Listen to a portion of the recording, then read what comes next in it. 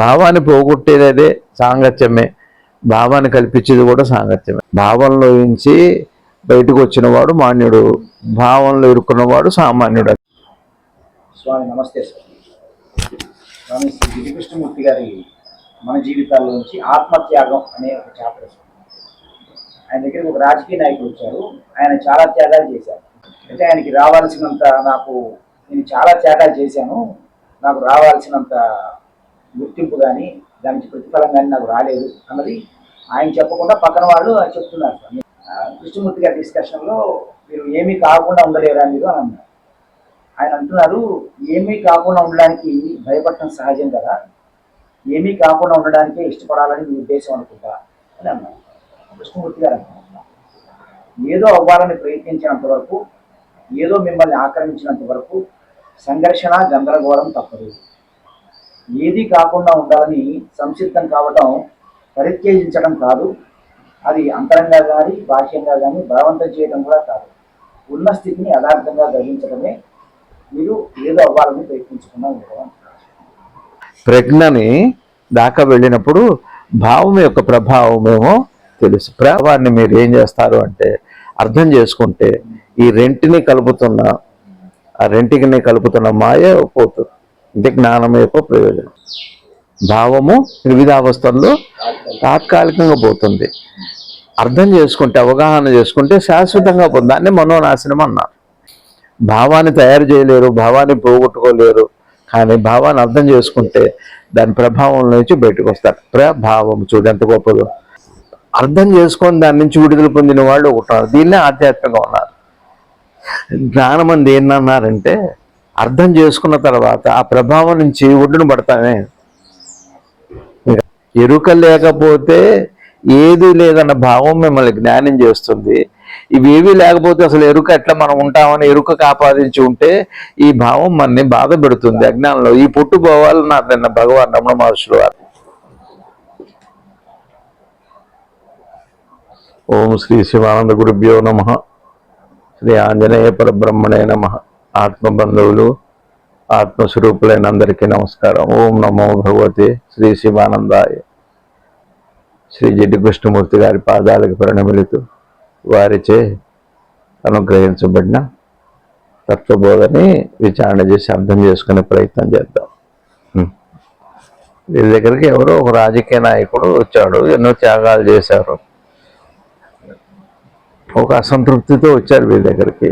అయితే పక్కన ఉన్న వాడు వ్యక్తం చేసింది ఏంటంటే వారికి అసలు గుర్తింపు రాలేదు, వారు అనుకున్న స్థాయిలో గుర్తింపు రాలేదు.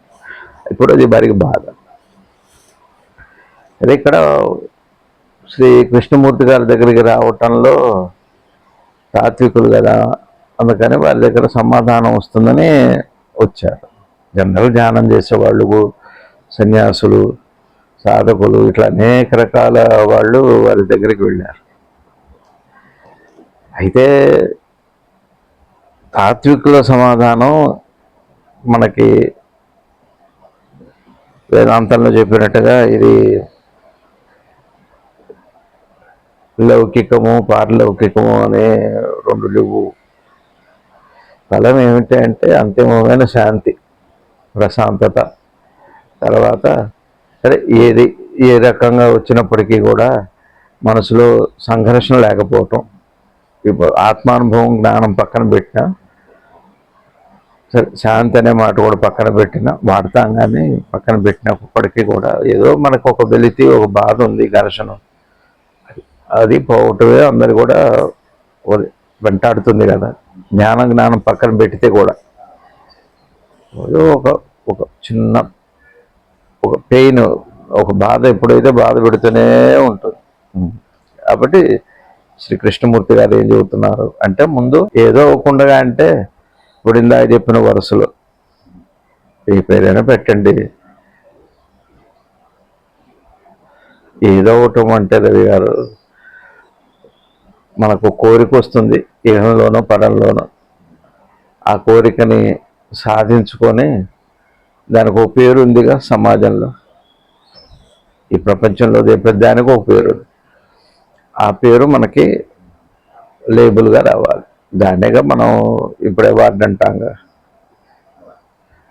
అందులో ఉన్నాయి చాలా పెద్ద పేర్లు కూడా ఉన్నాయి కదా, అట్లాంటిది లేకుండా ఉండలేరా అంటే సద్గురు శివానంద భగవాన్ వారు కూడా ఒకసారి చెప్పా కూడా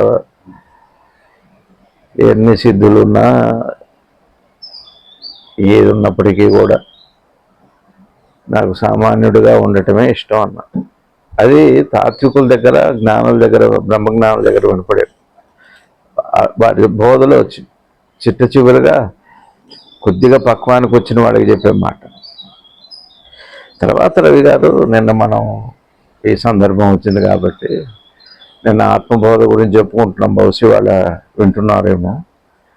ఆత్మబోధ గురించి చెప్పుకుంటున్నప్పుడు భగవాన్ ఏమన్నారంటే, బియ్యం మీద పొట్టుని దంచితే పొట్టు పోయినట్టుగానే మన మూలమైన అజ్ఞానానికి కారణ శరీరము అన్నారు.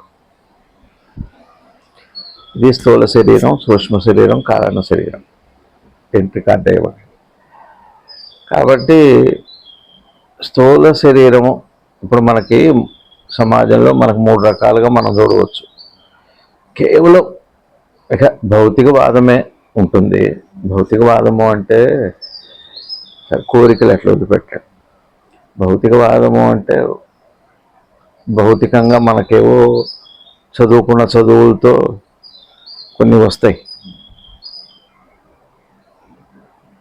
అందుకని భగవాను నిన్న ఆ పై పుట్టు పోతే కానీ కారణ శరీరంలో కారణమైన ఎరుకలు పుట్టేమిటి అంటే ఇగో ఈ జ్ఞాపకాల ముద్దర్లే. అందులో ఒకటి దేహాత్మ భావన, ఒకటి దేహభావన, ఒకటి మూడోది ఏమిటి అంటే జీవభావం. ఒకటి జీవభావం అంటే ఏం లేదు. జీవభావము అంటేనేమో కేవలం జీవనానికి సంబంధించిన స్పృహ. జీవభావం ఈ అన్నీ కలిపి ఒక భావం ఉంటుంది కదా. జీవనానికి యాక్షన్ ప్లాన్ అంటే యాక్షన్ సంబంధించిన అంతా కలిపి ఒక జ్ఞాపకంగా, ఒక స్పృహగా తానది అని అనుకోవటం. ఇకపోతే దేహభావన, ఇకపోతే దేహాత్మ భావన. ఈ దేహాత్మ భావనలో ముఖ్యంగా చాలామందికి ఏమిటి అంటే ఒక రకం, ఒక వర్గానికి బయట మనం సంపాదించుకునే పట్టాలు కానీ పదవులు, కీర్తులు ఇవన్నీ ఉంటాయి. ఇంకా దాన్ని బాగా మనసులో బాగా మైమైక్యమైపోయి తాజాత్మ్యం చెంది ఇంకా అది లేకుండా కదలలేరు, ఆ ముద్ర లేకుండా కదలలేరు. అదొక పొర. దేహాత్మ భావనలో అంటే నిన్న భగవాన్ అన్నట్టుగా పొట్టు పోతే కానీ కారణ శరీరం అనే అజ్ఞానం పోతే కానీ సమస్త బాధలు పోవు అంటే జ్ఞానం రాదంట. అదే వీరు చెప్పేది కూడా అదే. దాన్నే మనం కొంచెం నిన్న చెప్పుకున్నాగా ఇవాళ కొద్దిగా దాన్ని మనం అర్థమయ్యేట్టుగా చెప్పుకునేప్పుడు ఇప్పుడు నేనున్నా రవి గారు, నాకేదో గౌరవం వచ్చింది అనుకోండి, జ్యోతిష్యుడు గానో లేకపోతే తాత్వికుడు గానో లేకపోతే ఏదో ఉంది, అది ఇక పెట్టుకున్నా ఇక్కడ ఏర్పడిందే కాదు.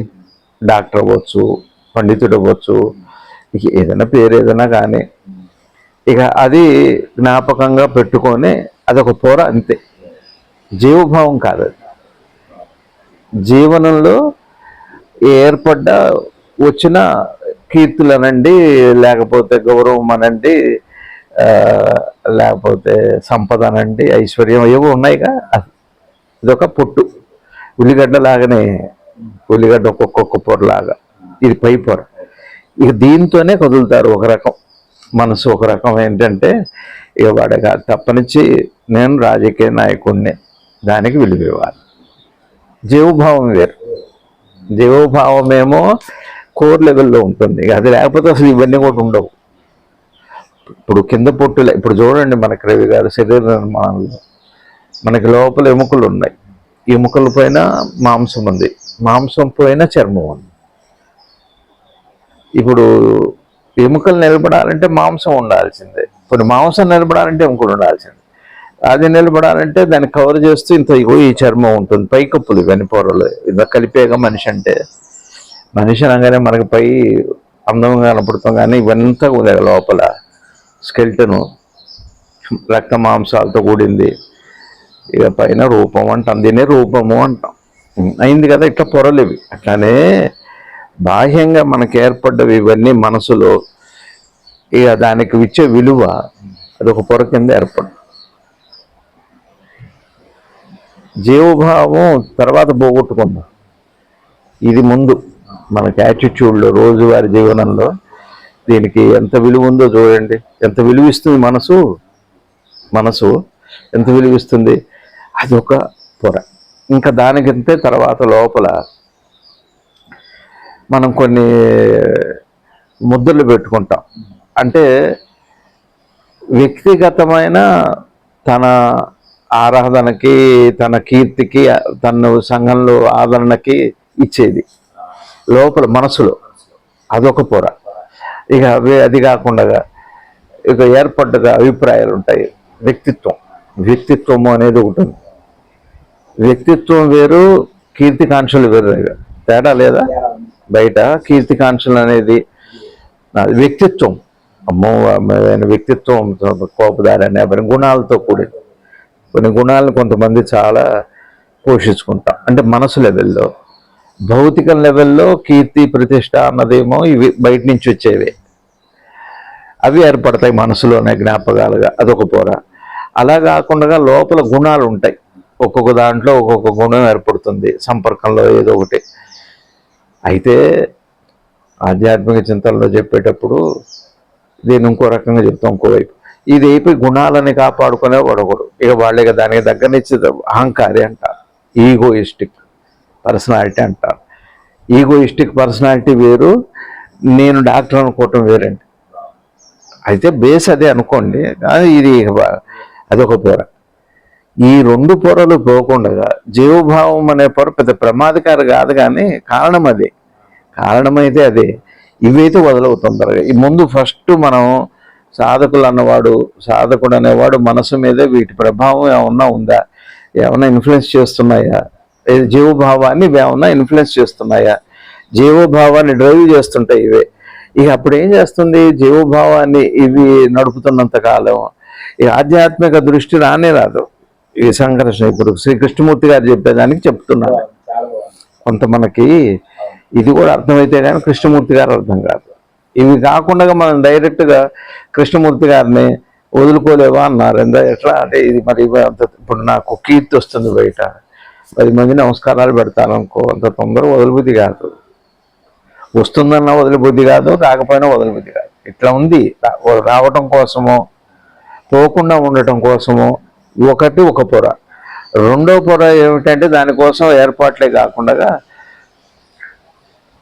దీని ద్వారా ఇది వచ్చింది, దాని ద్వారా అది వచ్చింది. నేను వ్యక్తిత్వ భావన మీకు అర్థం. వ్యక్తిత్వ భావన అంటే డాక్టరు, నేను పొలిటీషియను, నేను పండితుడు, ఇది వ్యక్తిత్వ భావన. ఇదేమో బయట వచ్చిన కీర్తి దాని ద్వారా అదొకటి. ఇదేమో లోపల వ్యక్తిత్వం దాని ద్వారా వచ్చింది, తానే అది అనుకోవటం ఒకటి. మీకు అర్థమవుతుందా? నేనే అది అనుకోకల్లా, దాని విలువ ఇవ్వటమే. అట్లా కాదు. దేహాత్మ భావన అంటే ఏంటి చెప్పండి? ఒక భావన ఉందా? దేహాత్మ భావన, దేహ భావన, జీవభావన లేవు రవి గారు. ఎరుక దేనికోసం కదిలితే అది భావము. నిన్న మనం చెప్పుకున్నాం దేహాత్మ భావన. ఎరుకకి అంటే ఆత్మకి దేహంతో సంపర్కం ఏర్పడగానే దేహముగా తను కదులుతుంది, దేహమై కదులుతుంది. దాన్ని దేహాత్మ భావం. భావము అంటే అర్థం ఏంటి? రెంటి సంబంధంలో ఏర్పడది రుచిలాగా. ఈ పంచేంద్రియ శక్తులు అంటే ఏంటి చెప్పండి? పంచేంద్రియ జ్ఞానం ఏంటి? రెంటి మధ్య అనుభూతి ఎక్కడిది? అనుభూతి అనేది ఎట్లా వస్తుంది చెప్పండి? రెంటి మధ్య. అదే భావం అంటే. అదే చివరికి అవుతుంది. అనుభవం అనేది ఏముంది? భావం అంటే దీనికి ఒక ఇన్స్ట్రుమెంట్ కావాలి. మనసు అంటే అదే.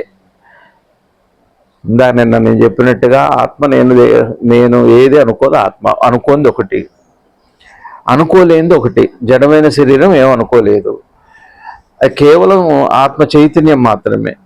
దీంతో సంపర్కం చెందిన తర్వాత వచ్చిన గుణం చేత ఇది అనుకునే అవకాశం ఉంటుంది. అర్థం చేసుకుంటే అనుకోదు కానీ. అందుకని ఇప్పుడు భావము అన్నమాట దేహాత్మ భావన.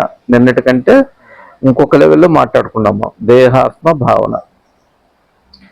భావాలు చూడండి మనకు రోజు వస్తున్నాయి, ఎన్నో వచ్చిపోతున్నాయి భావాలు. అంటే వచ్చిపోయేది ఒకటి భావ లక్షణం. తర్వాత ఏర్పరచుకున్నవి కొన్ని, వాటిని పోగొట్టుకున్నవి కూడా ఉన్నాయి. మళ్ళీ ఆ భావం పోయిన తర్వాత మళ్ళీ ఫ్రెష్గా అయిపోయిన వాళ్ళు కూడా ఉన్నారు. అంటే అదొక రకం. మూడోది ఒకటి ఉంది, ఏదైనా ఒక అలవాటో లేకపోతే ఏదైనా ఒక అభిప్రాయమో లేకపోతే ఏ భావం అన్నా కానివ్వండి ఏర్పడింది, అర్థం చేసుకొని దాని నుంచి విడుదల పొందిన వాళ్ళు ఒకటి. దీన్నే ఆధ్యాత్మికంగా ఉన్నారు. జ్ఞానం అంది ఏంటన్నారంటే అర్థం చేసుకున్న తర్వాత ఆ ప్రభావం నుంచి ఒడ్డున పడతామే. మీకు అర్థమైందా జ్ఞానం అంటే? అర్థం చేసుకున్న ప్రభావం నుంచి బయటపడాలి. ఎన్నో ఉన్నాయి రోజువారీ మనకి, ఎన్నో భావాలు వస్తున్నాయి, ఎన్నో ఆటోమేటిక్గా పోతున్నాయి. నిన్న వచ్చింది వాళ్ళు రావట్లే, వాళ్ళు వచ్చింది ఇది పోవట్లే. ఒకటి అందులోనేమో దేహభావం రావటం వచ్చింది. దేహభావం అంటూ ఏం లేదు. దేహం రాగానే దేహభావం వదిలిపెట్టాను, వచ్చిందో రాలేదో తెలియదు. నేను దేహం అని అనుకోకపోయినా కమ్ముకునేవి ఇవేగా తాలూకా నెక్స్ట్ లెవెల్. అంటే చివరికి మనకేమవుతుంది అంటే కోర్ లెవెల్ నుంచి ఆ చివర్లో లాటరల్ అంటే సూపర్ఫిషియల్, సబ్కాన్షియస్ లెవెల్ నుంచి సూపర్ఫిషియల్ లెవెల్లో జరిగేది ఏంటంటే అసలు యాక్చువల్గా అంతఃచేతనంలోనే కారణమవుతుంది, కానీ అదేమో మనకు మరుగున పడిపోతుంది. కేవలం మనకి బాహ్య చేతనంలో ఏదైతుందో అదే పనిచేస్తుంటుంది అంతే. అంతఃచేతనం అనేది కనపడదు, మరుగున పడిపోతుంది. అంతఃచేతనం అన్నది మరుగున పడిపోతుంది. అటు మరుగున పడబడ్డ వాటిలో కృతజ్ఞత ఒకటి. సరే కానివ్వండి. ఇప్పుడు చిన్న జ్వరం వచ్చింది, ఆరోగ్యాన్ని మాగుపడా అంతే. మరుగున పట్టడం అంటే పోగొట్టుకోవచ్చు. మన భావాలని మార్చుకోవట్లే. ఎన్ని మారిపోయి కొన్నింటికి బయటపడ్డ వాళ్ళు లేరు, వాళ్ళ భావాల్లో నుంచి బయటపడ్డ వాళ్ళు లేరు. వాళ్ళే మంచి వాళ్ళని, మాన్యులని, సామాన్యులని పేర్లేగా. భావంలో నుంచి బయటకు వచ్చిన వాడు మాన్యుడు, భావంలో ఇరుక్కున్నవాడు సామాన్యుడు, అంతేగా. ఇప్పుడు మనకు చూడండి తేలిక మీరు అర్థం చేసుకోండి గారు, మనకి సూపర్ఫిషియల్గా ఉన్న భావం కనపడుతుందా, సబ్కాన్షియస్ లెవెల్లో ఉన్న భావం కనపడుతుందా? సూపర్ఫిషియల్గా ఉన్నది జీవనంలో ఉంది అంతే. ఇప్పుడు అదే దాన్నే ఇక దేహాత్మ భావన, దేహ భావన, జీవభావన అనేది కాదు.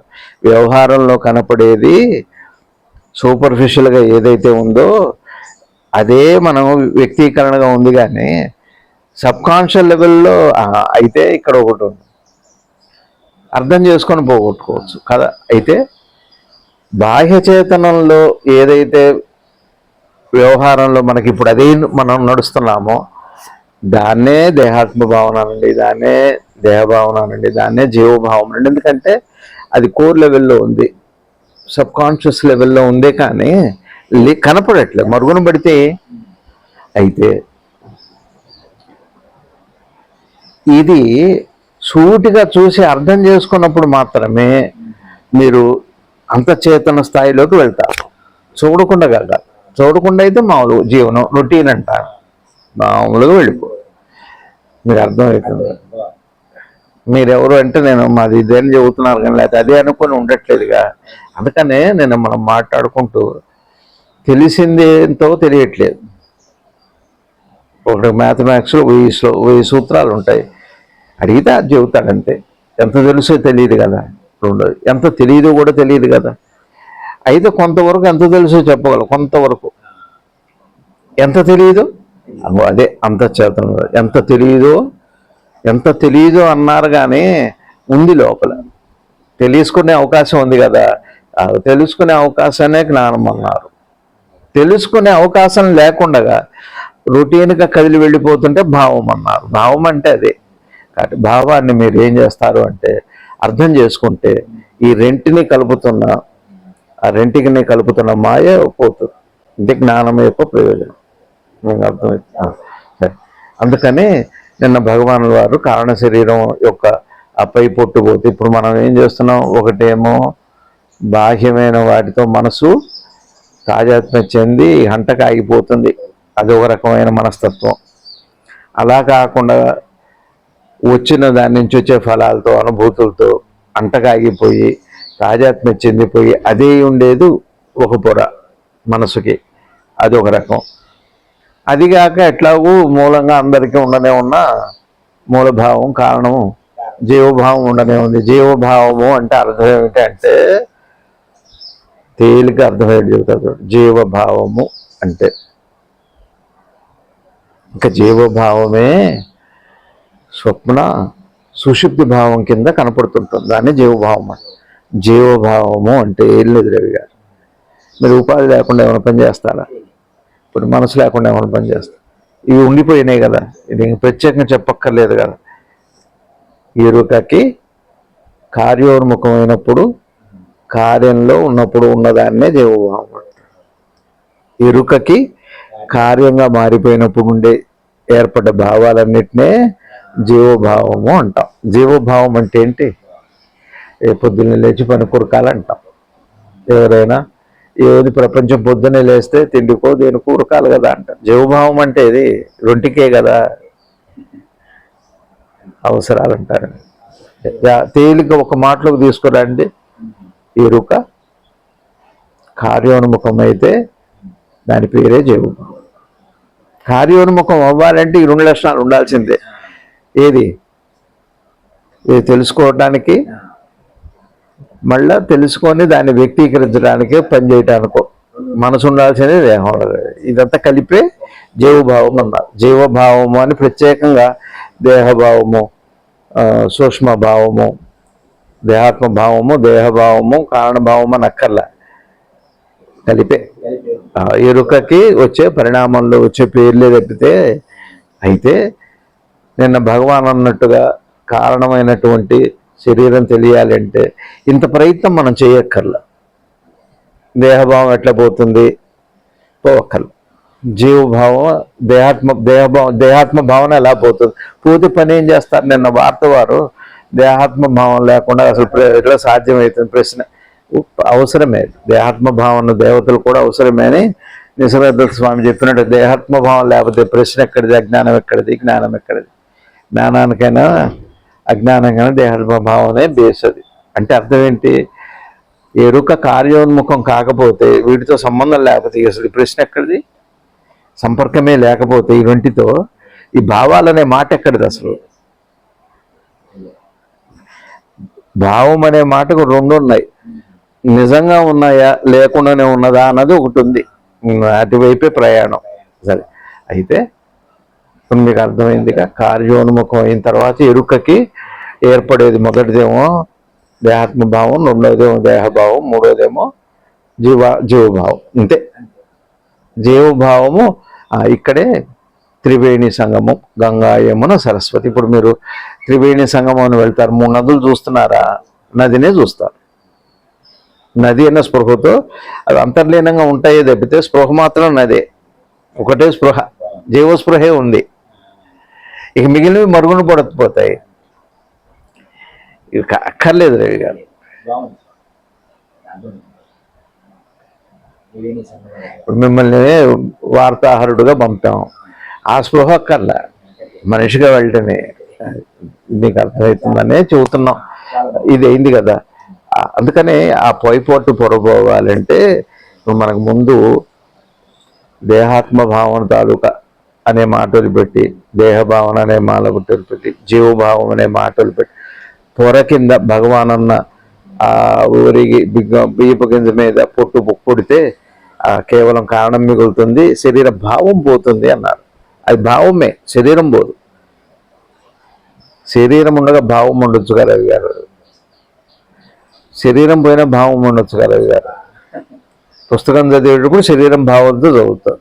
చదివి ఆరంభంలో శరీర భావం, చదువుకునేటప్పుడు శరీర భావం అక్కర్లా, చదువుకునేది ఉంటే చాలు. అట్లా శరీరం అనేది తర్వాత చదివిన తర్వాత చదవాలనే భావం కూడా ఉండదు. అట్లా ఆ భావం కూడా పోతుంది. అర్థం చేసుకుంటే చాలు. భావము అంటే సంపర్కం తర్వాత ఏర్పడ్డ పేరు. భావము అంటే సంపర్కం తర్వాత పెట్టిన పేరు అనుకోండి. భావం అంటే ఇప్పుడు నేను మిమ్మల్ని సీతారాం అంటే మీరు పలకరు, సీతారామే పలుకుతారు. ఆ పలుకుతున్న ఆ స్పృహే బాగుంది. అది. ఆ దేహానికి ఆ పేరేనా? సపోజ్ సీతారాం బదులు లక్ష్మయ్య అని పెడితే అదే ఇంకే పేరే అని పెట్టచ్చు. భావం అంటే దానికి అదే. ఏర్పడింది. అదే అదే. కొన్నాళ్ళు ఆ భావాన్ని పోగొట్టుకోవచ్చుగా వేరే భావంతో పేరు మారిస్తే. కొన్నాళ్ళలో అది పోతుంది. మరుగున భావమే అర్థం చేసుకున్నా పోతుంది, మర్చిపోయినా పోతుంది, తాత్కాలికంగా నిద్రపోయినా పోతుంది, మొత్తం కూడా పోతుంది భావం. తాత్కాలికంగా శాశ్వతం. ఎనస్థీషియా ఇచ్చినప్పుడు పోవట్లా.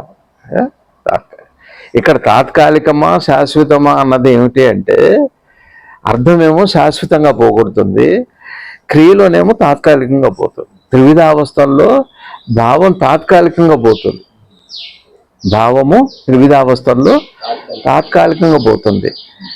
అర్థం చేసుకుంటే అవగాహన చేసుకుంటే శాశ్వతంగా పోతుంది. దాన్నే మనోనాశనం అన్నారు భగవాన్. ఇప్పుడు శ్రీ కృష్ణమూర్తి గారు చెబుతున్నది ఏమిటి? లేకుండా ఉండలేరా? ఏమీ లేకుండా ఉండలేరా? ఉండలేరా కీర్తి లేకుండా. ఇప్పుడు మనకి ఫస్ట్ మెలకు రాగానే వ్యవహారంతో ఏర్పడే వాటితో ఉంది. అందరికి అన్ని వ్యవహారాలు ఏర్పడుతున్నాయా? ఉండలేమో ఉండటమా అన్నది వదిలిపెట్టండి. ఆ తర్వాత మనసులోనేమో వాటితో ఏర్పరచుకున్న ప్రీతో బంధమో ఏదో అవి. ఉండలేమా అన్న ప్రశ్న ఎలా వస్తుంది అంటే ఆ పైపుట్టు జీవభావంలో ఇవన్నీ కూడా మీకు అవి చేస్తున్న బాధ. ఇప్పుడు ఆయన ఇక్కడికి ఎందుకు రావాలి? కృష్ణమూర్తి గారి దగ్గరికి బాధపడుతున్నారుగా. వస్తే ఏం చేస్తారంటే ఇప్పుడు చూస్తారు దాన్ని బాధ పోగొట్టుకోవటానికి, ఇంకా అర్థం చేసుకునే ప్రయత్నానికి ఇదంతా. అంటే ఇప్పుడు చేయవలసింది ఏమిటి అంటే దేహాత్మ భావన బోధురవి గారు మనకి దేహాత్మ భావన కాదు, భావన ఉండగా దేహము ఉంటుంది, దేహ భావన ఉంటుంది, జీవభావం ఉంటుంది. కానీ భావం పోగొట్టుకొని ఉంచుకోవచ్చు. భావం పోగొట్టుకొని అట్లా కాదు. ఇప్పుడు మాన్యుడు సామాన్యుడు అన్న పదం ఉంది.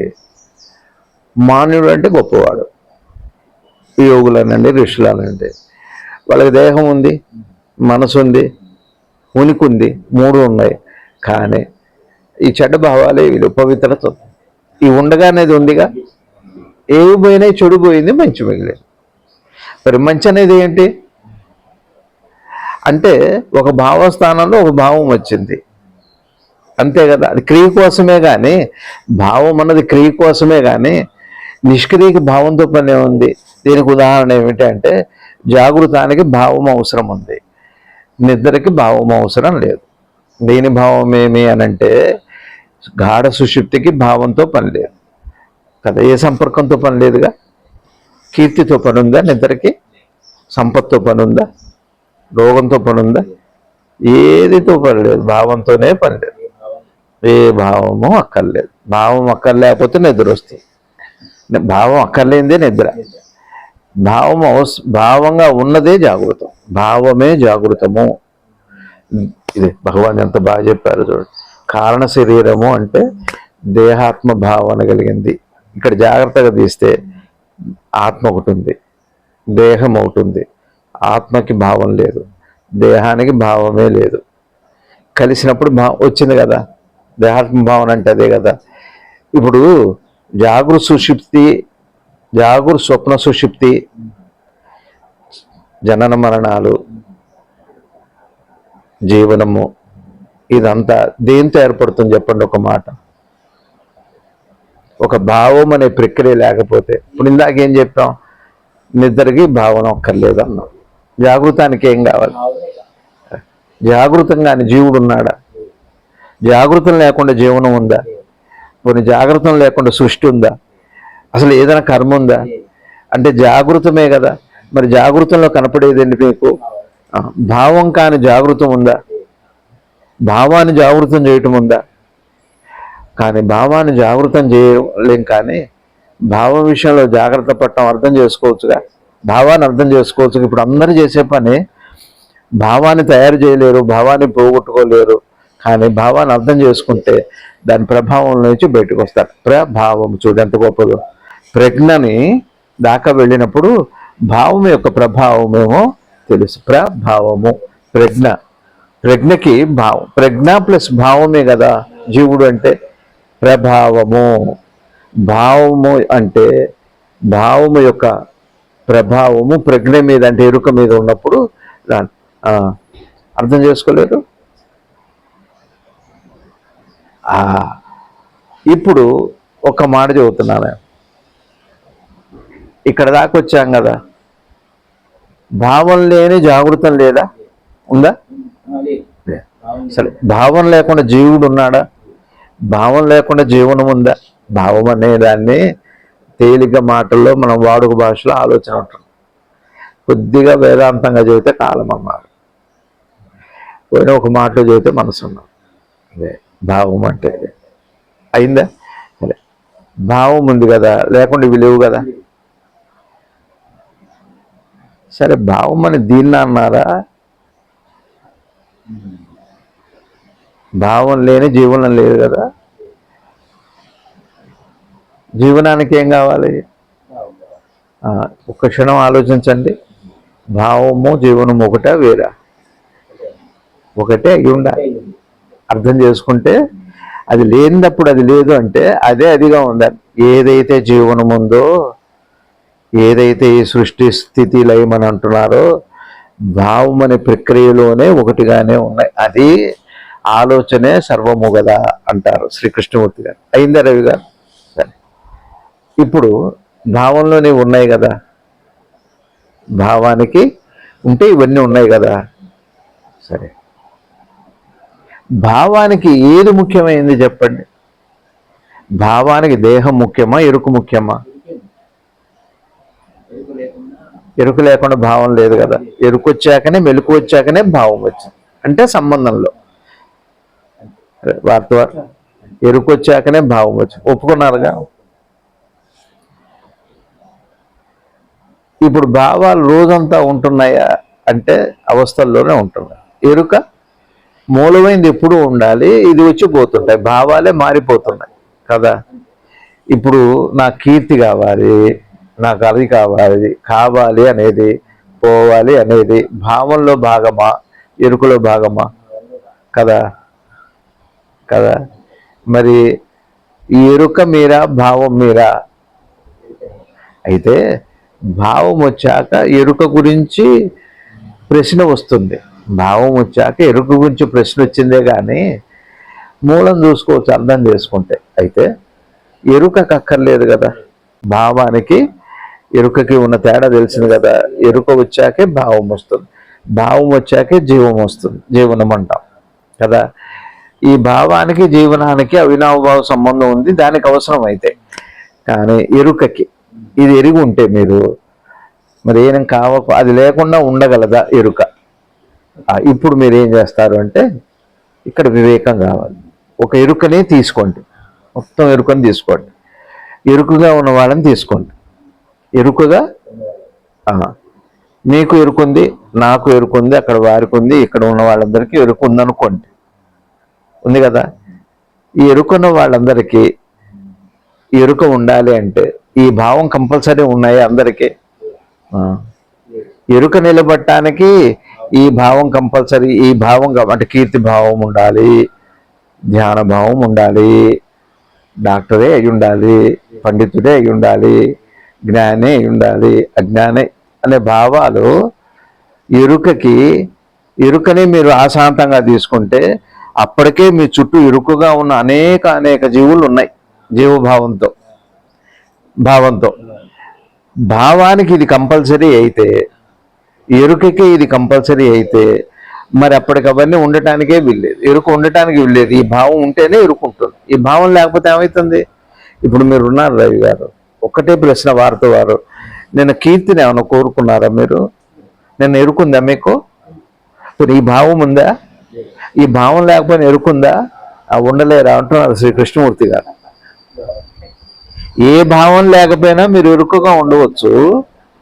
మనమేమనుకుంటున్నామంటే భావంలో ఇది ఉంటేనే ఎరుకు ఉండాల్సిందే, ఎరుకు ఉండాలంటే ఇది ఉండాల్సిందే అనే ఒక అపార్థ భావం మీదే తప్పితే ఇది అర్థం చేసుకుంటే ఆ భావం పోతుంది. ఇప్పుడు ఒక్కటే ప్రశ్న, ఇక్కడే 100 మంది ఉన్నాం అనుకోండి, మనం ఒక స్ట్రీట్లో వెళ్తున్నాం, ఒక్కొక్కరు ఒక్కొక్క భావంతో ఎరుకుంది, ఎరుక చుట్టూ అనేక భావాలు ఉన్నాయి.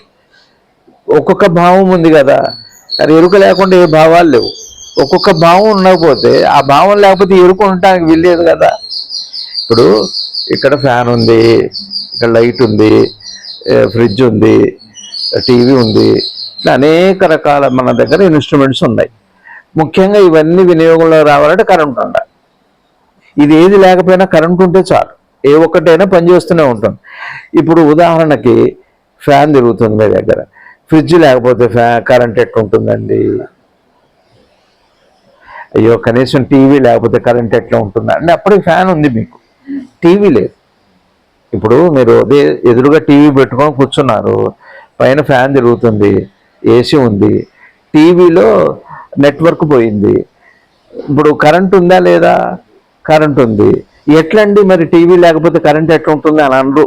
కరెంట్లో టీవీ రాకపోవచ్చు నెట్వర్క్ లేక, ఏసీ రాకపోవచ్చు, టీవీ వస్తూనే ఉంది, టీవీ ఏసీ వస్తూనే ఉంది, ఫ్రిడ్జ్ పనిచేయట్లేదు. మీకు అర్థం? కరెంట్ అనే మౌలిక వస్తువు లేకుండా ఇవేవి ఉండవు. ఇది ఉంటే ఏమన్నా ఒకటి లేకపోయినా ఏం పర్లేదు. ఈ భావాలు ఎట్లాంటి వేరేగా ఎరుక అనే నీ స్వరూపం ఒకటి ఉంటే, నిన్న భగవాన్ రమణ మహర్షులు వారు ఆ పైపొట్టు పోతే కారణ శరీరంలో పైపొట్టు అజ్ఞానం. అజ్ఞానం అంటే ఏంటి? ఇవే, ఈ భావాలే. మొత్తం భావాలు ఏంటో తెలుసా అండి? ఇవి లేకపోతే లేవు అన్న భావం. ఎరుక లేకపోతే ఏది లేదన్న భావం మిమ్మల్ని జ్ఞానం చేస్తుంది. ఇవేవి లేకపోతే అసలు ఎరుక ఎట్లా మనం ఉంటామని ఎరుకకు ఆపాదించి ఉంటే ఈ భావం మనని బాధ పెడుతుంది అజ్ఞానంలో. ఈ పొట్టు పోవాలన్నారు నిన్న భగవాన్ రమణ మహర్షులు వారు ఆత్మబోధలో. ఇదే శ్రీ కృష్ణమూర్తి గారు అవి లేకుండా ఉండలేరా అన్నారు. సద్గురు శివానంద భగవాన్ వారు నాకు రోడ్డు పక్కన సామాన్యుడు ఏముండదండి, ఒక సామాన్య జీవనాన్ని చూడండి ప్రజల్లో. వాళ్ళు ఎట్లుంటారంటే ఏ భావాలకు ఉంటాయి, కొన్ని ఉంటావు, కొన్ని ఉండవు. నిర్మలంగా ఉంటారు. నిర్మలం అనే భావంతో మిగిలిన భావాలు లేకపోతే, కీర్తి అనే భావం, కామం అనే భావం లేకపోతే మీరు మీ ఉనికి అదృశ్యం అయిపోతుంది. మీ అస్తిత్వానికి దెబ్బ. మీ అస్తిత్వాన్ని దేంతో పోలుస్తున్నారు? భావాన్ని ముడిపెట్టి చూస్తున్నారు. చూస్తున్నప్పుడు గందరగోళం, సంఘర్షణ కాకేముంది అని శ్రీకృష్ణమూర్తి గారు మనకి చెబుతారు. ఇప్పుడు నేను వారి పొద్దునే అదే ఆలోచిస్తే ఒక్కొక్కళ్ళండి వ్యక్తిత్వ భావాలు చాలా, ఇక వాళ్ళ అసలు ఒక్కొక్క మనసు అయితే ఆ వ్యక్తిత్వంలో నుంచి బయటికి రావట్లేదు. ఇది ఈ వ్యక్తిత్వంలో చివరిలోది. ఇవి లేకపోతే ఎట్లా ఉంటామండి? కీర్తి లేకపోతే ఎట్లా ఉంటాం? పిల్లలు లేకపోతే ఎలా ఉంటాం? ఇవన్నీ ఏంటి? ఇవి లేకపోతే ఎలా ఉంటాం? ఎలా ఉంటాం అనేది ఎరుక ప్రశ్నిస్తుంది. ఎరుకను చూడకుండగా, ఎరుకను చూడకుండగా ఎరుక ప్రశ్నిస్తే అజ్ఞానం. ఎరుకను చూసి ఎరుక ఆ ప్రశ్నే వేయదు, అది జ్ఞానం. ఇప్పుడు భావాలన్నీ కూడా దేహంతో కలిసి భౌతిక ప్రపంచాన్ని ఆపాదించుకొని చెప్పే మాటలు భావాలు. భావం అన్నది ఎరుకకు సంబంధించిన మాట కాదు. భావానికి ఉనికి ఎరుక, భావానికి ఉనికి భౌతిక ప్రపంచం కాదు. మీ కీర్తి లేదు, మీ భావాలన్న దృశ్యం అయిపోతాయా? మీ అస్తిత్వం అయిపోతుందా? మీరు ఆలోచించండి. ఇప్పుడు మీ దగ్గర డబ్బు లేదు, ఇక మిగిలిన భావాలను అదృశ్యం అయిపోతాయి. మరి భావానికి అస్తిత్వం ఏంటి? ఎరుక. ఎరుకుంటే భావం ఉంటుంది. ఎరుక అనే భావం ఉంటే చాలు. ఎరుక యొక్క భావం కూడా అక్కర్లేదు. ఎందుకంటే ఎరుకే రూపాంతరం చెందే భావంగా ఉంది సంబంధంతో. సంబంధం అదే కారణ శరీరం మీద పొర.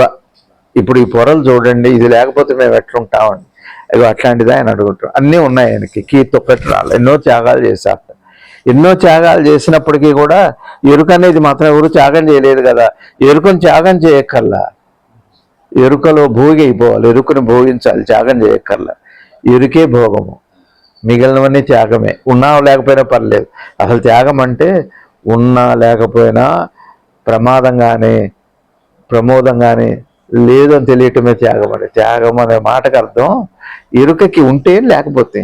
ఎరుక ఇవి లేకపోతే ఇదే. ఇప్పుడు ఈ క్షణమే తీసుకోండి, వార్త వారు ఉన్నారు, కోట్ల రూపాయల ఆస్తి లేదు, మీరు ఉన్నారు.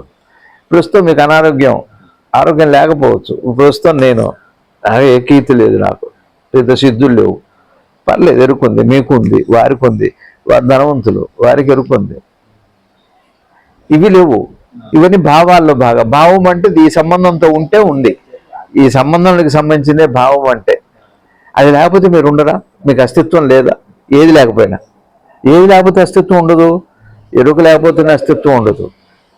భావాలు లేకపోయినా అస్తిత్వం ఉంటుంది, కానీ ఎరుక లేకపోతే అస్తిత్వం ఉండదు. ఈ భావం చాలా ప్రభావం కలిగిందని శ్రీ కృష్ణమూర్తి గారు ముందుకు వెళ్తారు. తప్పు అంటే ఉండేది అదే. మీరు దేన్ని ఆశ్రయించినా ఇవన్నీ భావానికి సంబంధించినవి, ప్రపంచానికి సంబంధించినవి. మీరు ఆశ్రయించారు, మీరు ఏది పేరైనా పెట్టండి, కీర్తన అండి, ఏదన్నా పేరు పెట్టండి, దాన్ని మీరు తాజాత్మ్యం చెంది అంటగాగిపోతే తప్పనిసరిగా సంఘర్షణ, బాధ ఉంటుంది అంతే. కానీ భావానికి మూలమైంది ఏంటి? దేహాత్మ భావన. భావనకి దేహం కారణమా, భావనకి ఆత్మ కారణమా? దేహాత్మ భావన. కారణ శరీరము. కారణము అంటే ఎరుక, శరీరము. శరీరానికి ఎరుక కారణమా, ఎరుకకి శరీరం కారణమా? అదే. ఇప్పుడు కారణ శరీరం దేనికి ఆపాదిస్తారు? ఇది తెలియాలి. ఇంతే. కారణ శరీరం అన్న పదంలో పై పొట్టు పోతే శరీరం అనే పొట్టు, శరీరం పొట్టు లేకపోయినా బియ్యం ఉంటాయి, బియ్యం లేకపోయినా పొట్టు ఏం చేసుకుంటారు? ఇదే. ఇక్కడ కూడా దేహ ఆత్మ భావన. ఆత్మకి భావం దేహంతో వచ్చిన మాట నిజమే, కానీ దేహం ఉన్నంత మాత్రం భావాలు వస్తాయంటే శవానికి రావాలి, కానీ ఖచ్చితంగా ఇరుకుండాలి. ఇరుకుంటే ఖచ్చితంగా భావాలు వస్తాయంటే శరీర సంబంధం ఉండాలి. కాబట్టి మొత్తానికి మూలం ఏమైంది, కారణం ఏమైంది? ఇరుకే అయింది. మీకు అర్థమవుతుందా? సరే, భావాలన్నీ దేంతో వస్తాయి? మూల కారణమేమో ఎరుక, కానీ ప్రపంచ సంబంధం లేకుండా ఏ భావం రాదు. ఎట్లా అంటే కరెంటు ఉంటే కానీ వస్తువులు కనపడవు. వస్తువులు కనపడడం అంటే మీరు ఉండాలి. కరెంటుతో వస్తువులు కనపడతాయా? మీరుండాలి. కరెంటు ఉంటే కానీ మీకైనా వస్తువులు కనపడవు, కానీ కరెంటు ఉన్నా మళ్ళీ మీరు ఉండాలి, వస్తువులు ఉన్నా మీరు. ఇప్పుడు ఎవరు మూలం? అట్లాంటిదే భావం. కరెంటు లాంటిదే భావం, కరెంటు లాంటిది. వస్తువుల ఎరుక మీలాంటిది. ఎరుకు మీరు, కరెంటు మనసు అనుకోండి, అంటే వెలుతురు అనుకోండి, ప్రకాశం. భావం రావాలి అంటే ఇది రావాల్సిందే, ఇది లేకపోతే రాదు. మీకు భావం రాదు. అదే భావం. ఇప్పుడు మీరు ఏం భావం తెచ్చుకుంటారని మౌనంగా ఉంటుంది, ఏదో ఒకటి ఉంటుంది. సంపర్కమే, సంబంధం ఉంటేనే భావం, సంబంధం లేకపోతే భావమే లేదు. ఏమండి? సంబంధం లేకపోతే భావమే లేదు. ఎరుకే లేకపోతే ఎరుకే లేకపోతే ప్రపంచం ఎక్కడిది, ఇంకా భావం ఎక్కడిది? అందుకని దేహ ఆత్మ భావన. దేహానికి భావన లేదు, ఆత్మకి భావన లేదు. రెండు కలిస్తే భావన అనే మాట వచ్చింది. మరి భావన అనే మాట వచ్చిన మాట నిజమే ఉందా? ఇది లేకపోతే లేదు, ఇది లేకపోతే లేదు. సరే, ముఖ్యమైనదేమో ఆత్మ ఉంటే కానీ ఇది వ్యక్తం అవ్వదు దీంతో కలిసి. కాబట్టి భావము, భావాన్ని ఇంతవరకు అర్థం చేసుకోండి అంతే. భావము అంటే ఇది పోవాలా, అది పోవాలా అనకండి, దీన్ని చూడాలా, దాన్ని చూడాలా అనకండి. దేహాత్మ భావన. ఏమండి? భావం పోతే చాలు, పోవటం అంటే అర్థమైతే చాలు. భావం అర్థం పోవటానికి దేహం పోవకల్లా, ఆత్మ పోవకల్లా. ఇది తెలియటం పోతే ధ్యానం. శ్రీ కృష్ణమూర్తి గారు ఏమంటున్నారంటే, ఇప్పుడు మీరు భావం లేకుండా ఉండొచ్చా? సరే, భావం అంటే ఇప్పుడు మీకు భార్య పిల్లలు ఉన్నారా? ఇదేగా భావం అంటే. ఉన్నది భావం అయిందా? సరే, ఇప్పుడు ఇంతసేపు మాట్లాడుతున్నప్పుడు వాళ్ళు ఉన్నారా భావంలో? లేకపోయినా మీరు ఉన్నారు, మీ ఎరుకుందిగా. ఇది అర్థం చేసుకోండి అంతే. వాళ్ళని పొమ్మని కాదు, వాళ్ళని వదిలిపెట్టమని కాదు, వాటి నుంచి పారిపోమ్మని కాదు. ఇది భావం లేకపోయినా ఉండవచ్చు అన్న విషయం మీకు అర్థమైతే, ఇప్పుడు నా కీర్తి లేకపోయినా ఉండొచ్చు, నాకు ధనం లేకపోయినా ఉండవచ్చు అంటే ఎట్లా ఉండవచ్చు అడగండి. మీరేమడుగుతున్నారంటే భౌతిక జీవనంలో ఉండొచ్చా లేకపోవచ్చా, కష్టాలు సుఖాల గురించి కాదు, ఉనికి వైపు నుంచి. మరి ఉండొచ్చా అండి, ఎట్లా ఉంటారండి అంటే, మరి నిద్రపోతే ఎట్లా ఉంటున్నారు, దాని వైపు నుంచి మాట్లాడండి. దాని వైపు నుంచి మాట్లాడాలి. కానీ మరి ఇందులో కష్ట నష్టాలు, డబ్బు లేకపోతే ఎట్లుంటారు మీరు, ఇవన్నీ అంతే చెబుతారు. మీరేమో జ్ఞానం అడుగుతున్నారు, ప్రశ్న వెతికేదేమో దీని వైపు నుంచి. అలా కుదరదు, పరస్పర విరుద్ధం.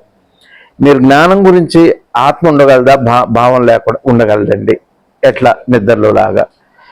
ఏమండి జీవనంలో భావం లేకుండా ఉండవచ్చా? ఉండలేరండి, ఎందుకంటే జీవనానికి కావాలండి. మరి ఆత్మకు ఉండకపోయినా పర్లేదని చెబుతున్నారు కదా, ఇక అటువైపే చూడాలి. మీకు జ్ఞానం కావాలంటే ఇక అటువైపు. మరి ఇక్కడ ఉండలేకపోతున్నాం కదండి, మనం ఏం చేస్తాం పొరపాటు అంటే, మరి డబ్బులు లేకపోతే ఎట్లుంటామండి, తిండి లేకపోతే ఎట్లుంటామండి, దేహం లేకపోతే ఎట్లుంటామండి, అది లేకపోతే ఎట్లుంటామండి, ధ్యానం లేకపోతే ఎట్లుంటామండి, ఇట్లా ఎట్లుంటామండి అని ఉండగలిగిన ఉండవలసిన అవసరం లేని సహజమైన వస్తువును చూసి అనాలి. కానీ ఇక అది పూర్తిగా మర్చిపోయి ఈ తాజాబంతో మాట్లాడితే అవ్వదు. వ్యక్తిత్వాలు చూడండి ఎట్లుంటాయో.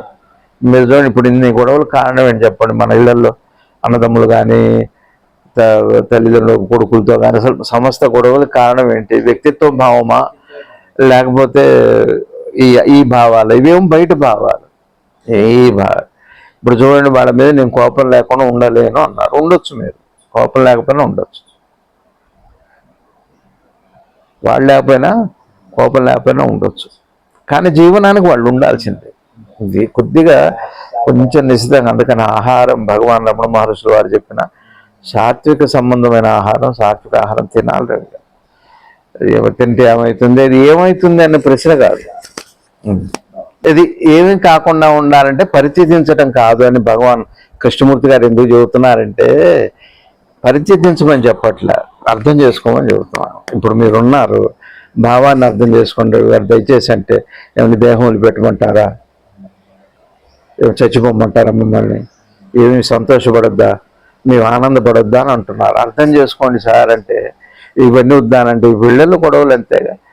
ఏం నాన్న ఇవాళ సినిమాకి వెళ్ళకపోతే రేపు వెళ్ళొచ్చు, ఏం మేము బతకూడదు, మేము సంతోషపడాలి. చూడండి ప్రశ్నలు ఎట్లా ఉంటాయి. ఇదే ఇక్కడ కూడా వేదాంతంలో కూడా ఏమవుతుందంటే, చెబుతున్న విషయం అంటే ఏమీ కాకుండా ఉండాలనే సంసిద్ధత అంటే జ్ఞానం అనండి, ఎరుకని అర్థం చేసుకోవటం అనండి. ఆ సంసిద్ధత ఏమిటంటే ఎరుకని మీరు అర్థం చేసుకుంటున్నారు, చేసుకునే ప్రయత్నం చేస్తున్నారు అంతే. అంత మాత్రం చేత వీటిని పరిశీలించండి, వద్దు, ఒక్కర్లేదన్న మాట ఏమని చెబుతున్నారా? మీరు దైవం అనే పదాన్ని అర్థం చేసుకోండి అంటే ఈ వదిలిపెట్టమన్న మాట, ఇది మళ్ళీ మనం తీసుకుంటున్నాం. పరస్పర విరుద్ధం. మీకు అర్థమైందా? ఇళ్లలో అదేగా. ఇప్పుడు చూడండి, కాస్త ఆగి పెడతానంటారు తల్లిలో తండ్రి. ఏం మేము తినొద్దా, మాకు తినే అర్హత లేదా? మేము చూడండి, అవే జరుగుతూ ఉంటాయి. ఈ కోపతాపాల అపార్థాలు, మూర్ఖత్వంలో సమాజంలో ఎట్లా కనపడుతున్నాయంటే, మీరు ఇదంటే ఏం మాకు లేదా, మేము అనుభవించొద్దా అంటున్నారు. వెంటనే అది తామసిక లక్షణం. మీకు అర్థమైందా అండి? సంసిద్ధత అని శ్రీ కృష్ణమూర్తి గారు ఎందుకు వాడుతున్నారంటే, ఎరుకను చూడండి, అర్థం చేసుకోండి, భావం లేకపోయినా ఉండగలుగుతుందో లేదో. ఉదాహరణ రవి గారు, ఉదాహరణకి నిద్రలో ఏమైనా భావాలు ఉన్నాయా? లేవు కదా. మెలకువలో భావాలు లేకుండా మీరు ఉంటారా? అందా? ఇది అర్థమైందా? చేసుకోమని చెబుతుంటే మేము లేవద్దా అండి, ఇంకా ఎప్పుడు పడుకోమనే ఉంటారా అంటే, సంసారం, పిల్లలు, ఉద్యోగం, వ్యాపారం వద్దంటారా అని మీరు అడిగితే ఏమిటి అర్థం? కృష్ణమూర్తి గారు చెబుతుంది, నిద్రని చూడు, భావాలు అవసరం. అక్కడ నువ్వు ఉన్నావు కదా, నీకు భావాలు ఉన్నాయా? లేవు. నువ్వు ఉండి భావాలు లేకపోయినా కూడా ఉండొచ్చు కదా.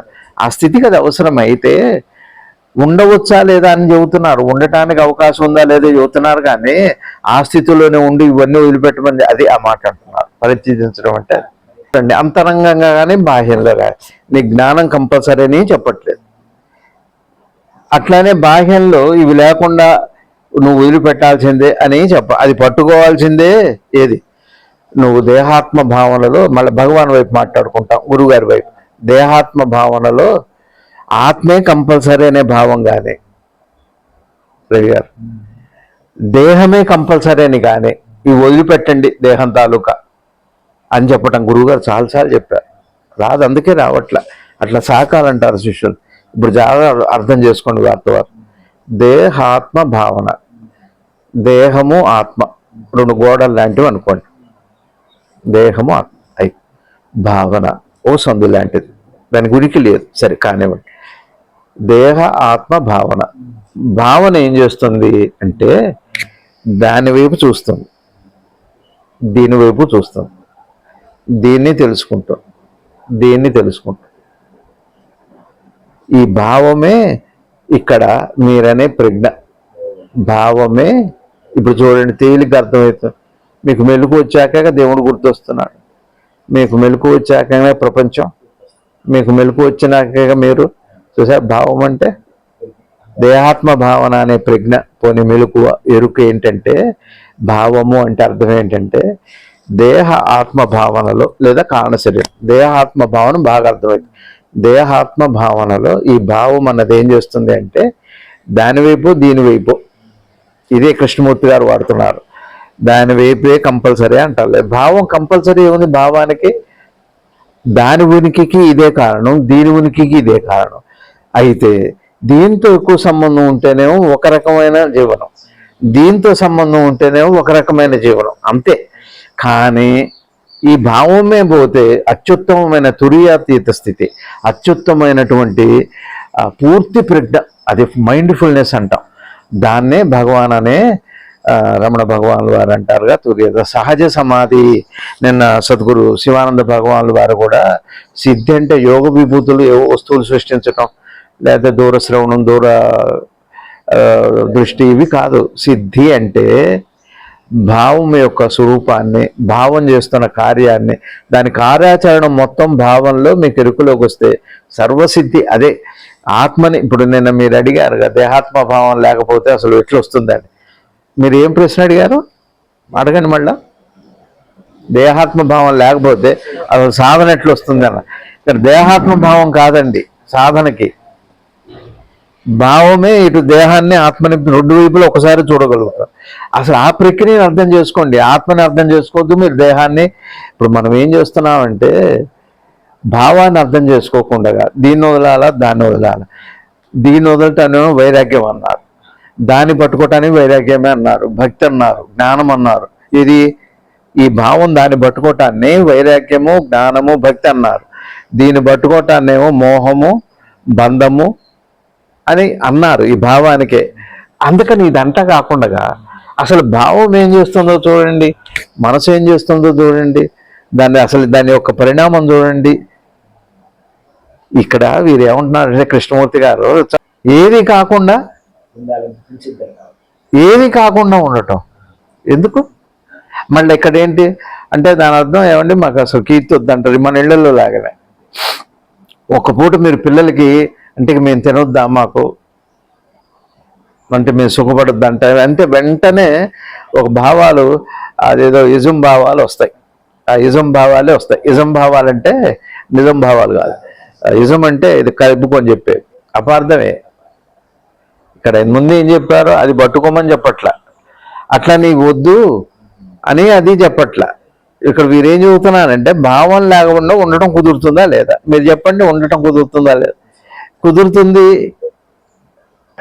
కుదురుతుంది అంటల్లో అచ్చం అందులోనే ఉండమని చెప్పట్లా. కుదురుతుంది అంటే కుదరదు అంటే అచ్చం ఇందులో ఉండమని చెప్పట్లా. కుదురుతుంది అంటల్లో మొత్తం దాని ఇన్ఫ్లుయెన్స్ అంతా తెలుస్తుంది. అది కాక లేదు రవి గారు, అసలు పట్టుకోవటం లేదు, వదిలిపెట్టలేదు. దీన్ని మౌనం అన్నారు. భావం అర్థమైతే మౌనం వస్తుంది రవి గారు.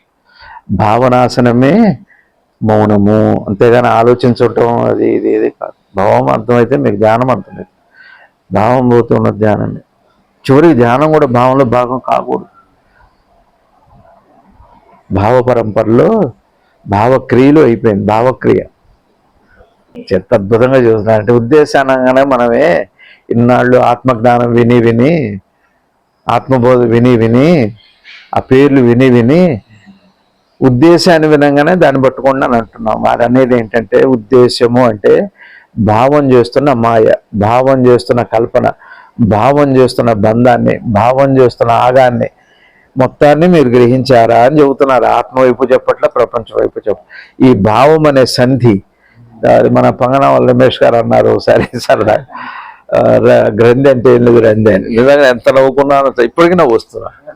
రంది తప్పితే గ్రంథి అనేది ఏం లేదు, భావమే కాక ఇంకే మహానుభావుడు ఎక్కడున్నారు. కానీ అసలు మీరు అర్థం చేసుకోండి, భావం కాక రెండింటికి ఉనికి ఉందా? మీకు ఆత్మ తెలియాలన్నా ఈ భావం రావాల్సిందే, దేహం తెలియాలన్నా, ప్రపంచం తెలియాలన్నా భావం రావాలి. ఒకదాన్ని అంటిపెట్టుకున్నాలన్నా భావం రావాల్సిందే, ఒకదాన్ని త్రోసిపుచ్చాలన్నా భావం రావాల్సిందే, ఒకదాన్ని పూర్తిగా మర్చిపోవాలన్నా భావం రావాల్సిందే. ఒక దాంతో పూర్తిగా అంటగాగాలన్న భావం లేదు. ఇదంతా చేస్తుంది భావమే, కానీ అటు దేహం చేయట్లే, ఇటు ఆత్మ చేయట్లే.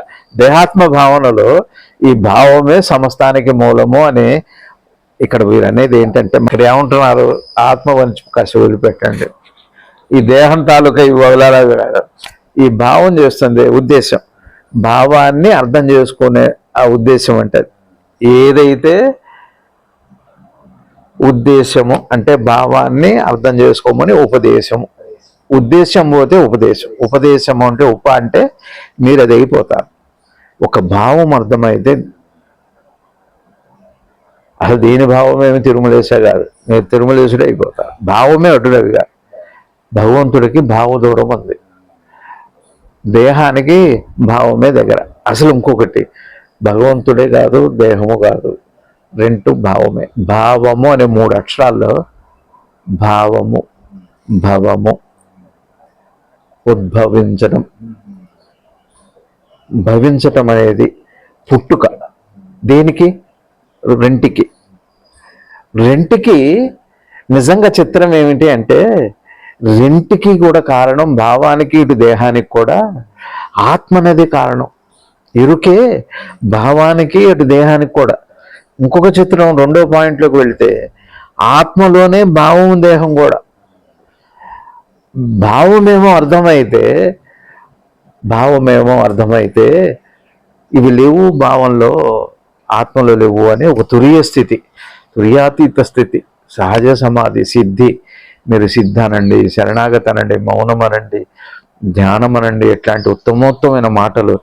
భావ ప్రకరణ, భావ వ్యక్తీకరణ, భావ వ్యక్తిత్వం, సమస్త భావము.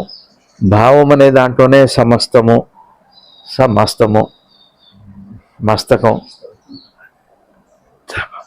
దేహాత్మ భావన. ఆత్మలోనే భావం వచ్చి దేహం వస్తుంది. ఇదే కారణ శరీరం అంటే. ఆత్మను తీసి 2 చూడండి ఉన్నాయో. చిత్రం ఏమిటి అంటే, ఈ భావం వచ్చి ఏం చేస్తుందంటే, దాన్ని విడగొట్టి ఇది అదే, దీనికోసం ఏం చేయాలి, దీనికోసం ఏం వదలాలి, దీనికోసం ఏం పట్టుకోవాలి, దీన్ని ఎలా వదలాలి, ఇదంతా భావం యొక్క ఘర్షణ అండి. భావం ఉన్నంతకాలం, భావం ఉంటే ఘర్షణ ఉండటమే కాకుండా, భావంతో ఏర్పడిన సంఘర్షణలే కాకుండా, భావమే. సద్గురు శివానంద భగవానుల వారు ఎగ్జిస్టెన్స్ ఫర్ లైఫ్ కాదండి, స్ట్రగుల్ ఫర్ ఎగ్జిస్టెన్స్ కాదు, ఎగ్జిస్టెన్స్ ఇట్ సెల్ఫ్ ఈ స్ట్రగుల్. ఎగ్జిస్టెన్స్ అంటేనే భావం. రవి గారు, ఎగ్జిస్టెన్స్ అంటేనే భావం. భావమే దేహాత్మ భావంగా ఉంది, భావమే దేహ భావనగా ఉంది, భావమే కారణ శరీరం అనే భావంతో ఉంది, భావమే దైవభావంగా ఉంది, భావమే దేహభావంగా ఉంది. భావం వచ్చాక ఇన్ని ఉన్నాయి, కానీ భావం లేకపోతే ఇవన్నీ ఉన్నాయా అంటే, ఇవన్నీ ఉన్నాయి అనేది కూడా భావమే. మరి దేవుడు ఉన్నాడా లేడా అంటారంటే మళ్ళీ దాన్ని కలపాలి. ఆత్మ ఏమందు, దేహం ఏమందు. ఈ భావం ఏం చేస్తుంది అంటే, దాని యొక్క పరిణామాలు, దాని మాయ మనం వర్ణించడం అసఖ్యం అండి. అది కేవలం గురు అనుగ్రహం ఉంటే తప్పితే. భావం పోవాలి అంటే గురువే. అందుకనే భగవాన్ రమణ మహర్షులు అద్భుతంగా చెప్పారండి. నాకు అనుగ్రహం ఎలా వస్తుంది, దైవ శక్తి ఎలా వస్తుందంటే చెబుతారు. అదే అనుగ్రహం అంటేనే సాంగత్యం అంటారు. మీ కష్టం ఉంది కదా, సజ్జన సాంగత్యం చేసినప్పుడు వాళ్ళ అదే అనుగ్రహం అవుతుంది అంటారు. సరే, అందుకనే మనకు సత్పురుషుల సాంగత్యం అన్నది అత్యంత విలువైంది. భావాన్ని పోగొట్టేది అదే సాంగత్యమే, భావాన్ని కల్పించేది కూడా సాంగత్యమే. సంఘటన భావమే, సంగమం భావమే, భావమే సంగమం, భావమే సంఘటన అన్న విషయం. అందుకని ఇక్కడ భగవాన్ కృష్ణమూర్తి గారు ఏం చెబుతున్నారంటే, దేహాత్మ భావనలో ఆత్మ అనేది పక్కన పెట్టండి, దేహం అనేది పక్కన పెట్టండి, దీన్ని త్యజించొద్దు, దాన్ని పట్టుకోవద్దు, భావాన్ని అర్థం చేసుకునేది పెట్టుకోండి, చూడండి భావం అంటే. అప్పుడు మీకే తెలుస్తుంది ఉండవచ్చా ఉండకూడదా భయానికి. ఇరుకకు తగులుకుంటున్న ఈ భావన ఎందుకు పుట్టింది? ఎంత అద్భుతంగా అడిగారు మాస్టారు. ఎరుకకి తగిలికున్న భావన ఎందుకు పుట్టింది, ఎక్కడ పుట్టింది? ఈ ప్రశ్న మీదే ఎవరిదన్నానా అంటే మీ భావంది కాదా? భావమే అడిగింది. ఎరుక పుట్టింది, ఎరుక పుట్టింది, భావమే అడిగింది. అది మరి దేహభావంతో అడిగిందా, మరి ఆత్మభావంతో అయితే అడగలేరు మీరు. దేహభావంతో అడిగింది. దేహభావం అయితే ఇట్లా అడుగుతుంది, ఎక్కడ ఉంటుంది, ఎప్పుడు ఉంటుంది, ఎందుకు ఉంటుంది, అవసరం ఏంటంటుంది. ఇప్పుడు అది లేదు అంటుంది, ఇదే ఉంది అంటుంది. అయితే దానికి అమాయకంలో ఉంటుంది. మోస్ట్ ఇన్నోసెంట్ అది. అర్థం చేసుకొని ఇగ్నోర్ చేయండి. చెప్పారు సార్, అనాది అనిర్వచనీయమైన అవిద్య. భావం అనాది అండి, అదే కదా నాది. భావం నాదే, ఆత్మే అనాది. ఆత్మ అనాది, భావం నాది. మీకు ఈ రెండు అర్థం తెలిస్తే చాలు. ఎరుక మీద భావం అంటే ఏం చెప్పండి. ఇప్పుడు మీకు ఎరుకుందా లేదా? ఇవన్నీ భావాలన్న విషయాన్ని మీరు అటువైపు చూడండి. మురికి ఇటువైపు ఎవరు అడుగుతున్నారు, మీ బుద్ధి వైపు, మీ ప్రశ్న వైపు చూడకండి. మీ ఎరుక వైపు చూసి అడగండి. ఇప్పుడు మీరు ఏం చేస్తున్నారంటే ప్రశ్న అడిగేటప్పుడు ఎరుక వైపు భావాన్ని చూసి అడగండి, కానీ మీరు మీ మనసు వైపు, బుద్ధి వైపు చూసి వాడిని చేసి అడగండి. మరి వాడిని కూడా పరాయి వాడిని చేశారు, ఈ ప్రశ్న కూడా పరాయి చేశారు. పరాయిది కాదు, భావంలోదే అది. ఎరుక వైపు చూడండి, అప్పుడు ఎవరికో మీ సమాధానం అర్థమవుతుంది.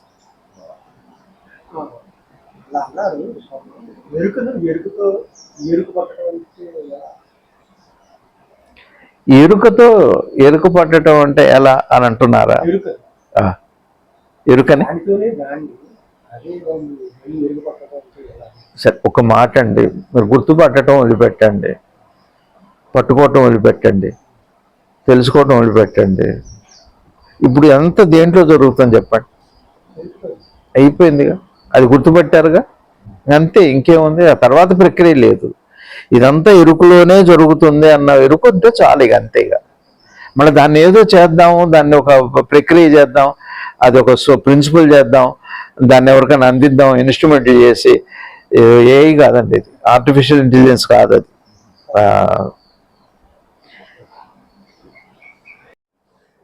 కృష్ణమూర్తి గారి పాదాలకు ప్రణమిలుతూ సద్గురు శివానంద గురుభ్యో నమః. భారత్ మాతా కీ జై.